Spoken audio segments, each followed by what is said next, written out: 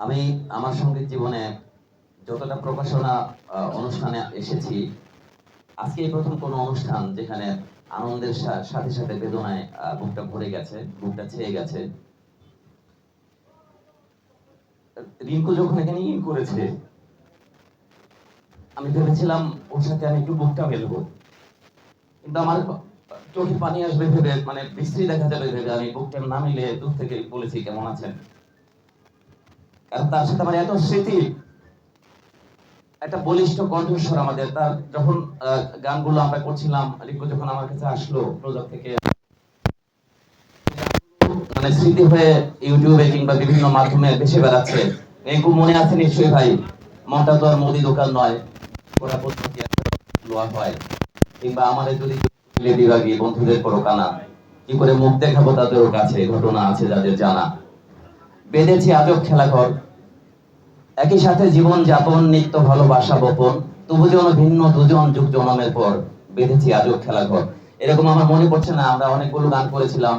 তোমার আমার হইলে দ্বন্দ্ব, বন্ধুরা সব হাসে, তাদের মাঝে হয়তো বা কেউ তোমায় ভালোবাসে রে। তো আমার সেই বলিষ্ঠ কণ্ঠস্বর, আমার সেই সহকর্মী সহযাত্রী, আমার অত্যন্ত প্রিয় ভাই আজকে গানের ভুবন থেকে দূরে রয়েছে।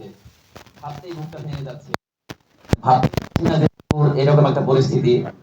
তো আমি আমার জায়গা থেকে দেখেছি, বা আমার জায়গা থেকে আমি একটা বিনীত অনুরোধ করবো, আপনারা সাংবাদিক ভাইরা এখানে রয়েছেন, সংস্কৃতি কর্মীরা যখন যাদের ব্যাপারে ফেসবুকে লেখালেখি করেছি, সাবিনা আপা, এরকম আমরা দেখেছি যাদেরকে নিয়ে আমরা বেশ কিছু পোস্ট হয়ে গিয়েছে, আমাদের সংস্কৃতি বান্ধব প্রধানমন্ত্রী কিংবা সরকার তার পক্ষে দাঁড়িয়েছে এবং তার পাশে দাঁড়িয়েছে।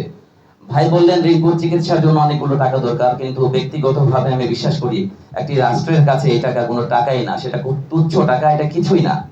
তো আপনারা যারা রয়েছেন, আমরা আপনাদের কাছে বিনীত অনুরোধ, আপনারা আমাদের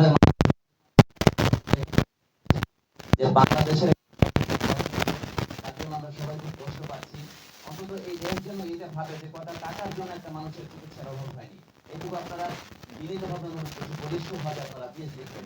আপনারা সবসময় আমাদের পাশে ছিলেন, আপনারা আমাদের সুখে দুঃখে পাশে থাকেন। এবারও আমরা চাই আপনাদের লেখার মাধ্যমে আগামীকাল সকালেই প্রধানমন্ত্রীর অন্তত দৃষ্টিগোচর হবে যে দেশের সংস্কৃতি কর্মীরা রিঙ্কুর সুস্থতা কামনা করে, এবং কোটি টাকার জন্য রিঙ্কুর চিকিৎসার প্রবলেম হয়ে এটা এই দেশে এই সংস্কৃতির দেশে, এই লালন হাসনের দেশে, রাজা রহমানের দেশে হতে পারে না। কারণ আমরা জানি সংস্কৃতি বাঁচাতে সভ্যতা বাঁচে। আমরা চাই সভ্যতা বাঁচুক, সংস্কৃতি বাঁচুক, রিঙ্কুরা বেঁচে থাকুক অনেকদিন, তাদের কণ্ঠ থেকে নিঃসৃত হোক সুন্দর সুন্দর গান। আমি মাননীয় প্রধানমন্ত্রীর কাছে আবারও বিনীত আবেদন জানাচ্ছি, আমাদের রিঙ্কুর পাশে প্লিজ আপনার সরকার কিংবা যারা ব্যক্তিগতভাবে আপনি দাঁড়াবেন, সবাই মনে অনেক ধন্যবাদ। আসসালামু আলাইকুম। আর এই গানটির জন্য অনেক অনেক শুভকামনা